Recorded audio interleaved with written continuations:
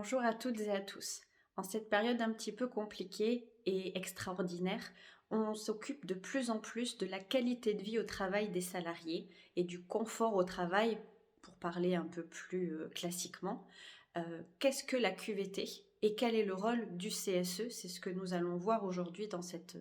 petite vidéo qui peut faire l'objet par la suite d'un accompagnement par ICMP beaucoup plus personnalisé, puisqu'on va voir que la QVT, la qualité de vie au travail, ne se traite pas et ne s'analyse pas de la même manière selon les effectifs et selon la politique sociale de l'entreprise.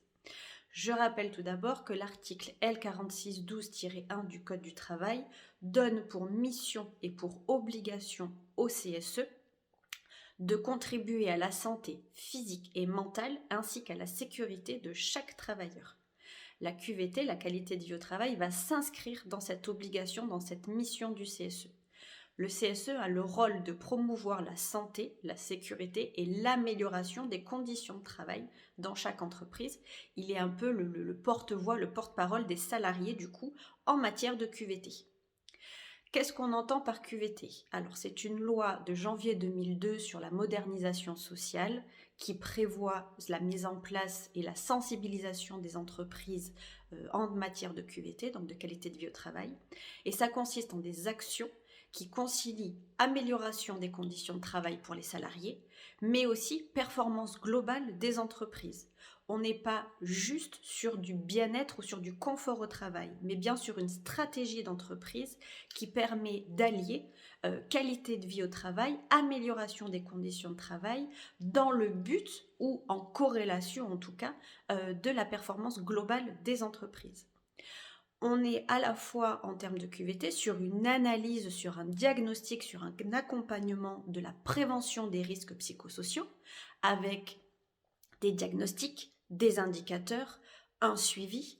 mais on est aussi sur la thématique de la prévention du stress au travail, sur la prévention du harcèlement ou de différentes violences, et aussi sur la force de la stratégie de management, puisque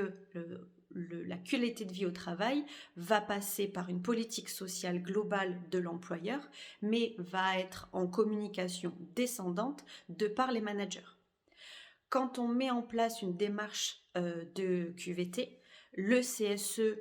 et ou le RS, le représentant syndical, peuvent créer un comité spécifique QVT pour travailler uniquement sur ce sujet-là. Et il est aussi du coup sollicité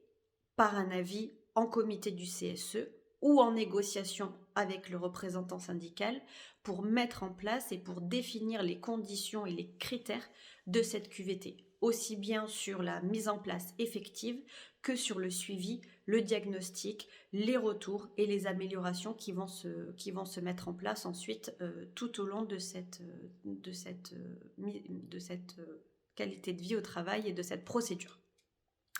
En période covidienne, comme on le vit actuellement, le télétravail, par exemple, les samedis mis en œuvre, sont intégrés dans la stratégie et dans le suivi de la QVT des entreprises. Ça fait partie des thématiques qui sont intégrées dans les négociations obligatoires, donc vous devez avoir un suivi, vous devez être informé là-dessus, et ça fait partie donc de la charte QVT que de s'intéresser au télétravail, mais aussi tous les salariés qui restent en poste et sur lesquels il y a une dynamique donc d'évolution des conditions de travail et de performance globale des entreprises.